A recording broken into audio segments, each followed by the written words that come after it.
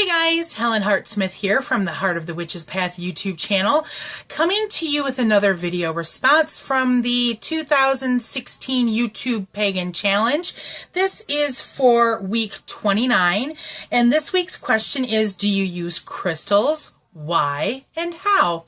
And yes, I do use crystals. I use them in a lot of ways, and I have a couple here to share with you. But let's cover the why. I believe in the law of correspondence. I believe it's actually the principle of as above, so below.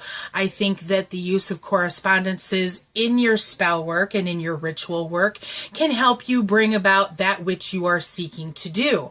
And so I use crystals, and I use colors, and I use candle magic, and I use herbs in my practice in spell work and in other things.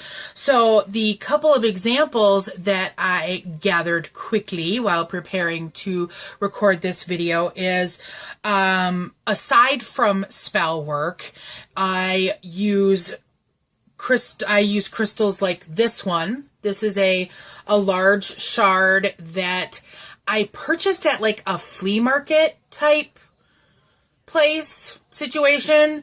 I think I paid $8 for this big hunk of crystal, which I think is probably like a really super good deal. And this crystal actually lives on my altar.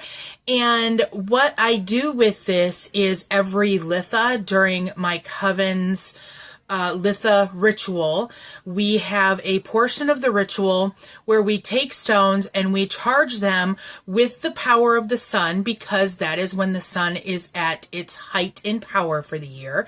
And we store the warmth of the sun in stones, and that way, as we go into the dark half of the year and get into the winter months, when we feel, like cabin fever or the blues, the winter blues, or, whatever you want to call it, you can pick up your stone like this one, and you can be reminded of that power of the sun.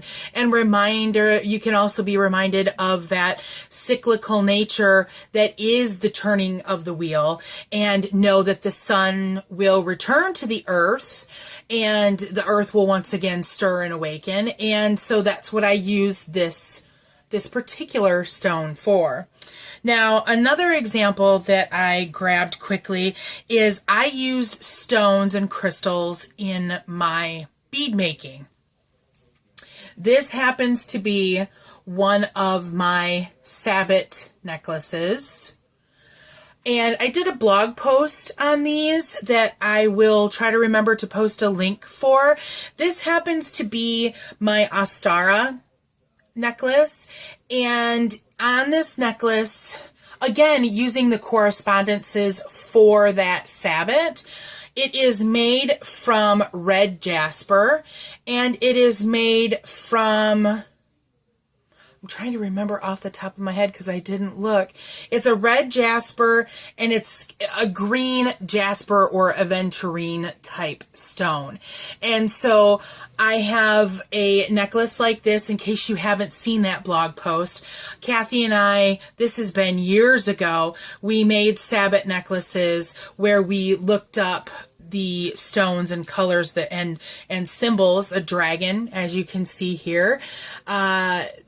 We looked up symbols for each, in all of those correspondences, for each of the Sabbats, and we took a year to make ritual necklaces that we wear during that particular ritual. So this, like I said, is my Astara necklace, and so that's another way that I use stones in my practice. Of course, there's things like elixirs that you can make with stones geared toward specific intent. I learned about that in my third year with the Temple of Witchcraft. So that's in the Shamanic Temple of Witchcraft book, among others. I think Sorry about that. I don't know how much I've shared here, but I do use my phone to record videos for the channel because it's a little bit easier to do so with the setup that I currently have, but someone happened to call me. So sorry about that break in the action. I just wanted to kind of finish up things by saying, you know, if you learned something from this video, please give it a thumbs up if you haven't already. Subscribe to the channel. And until next time, thanks for walking the path a little while with me. Blessed be.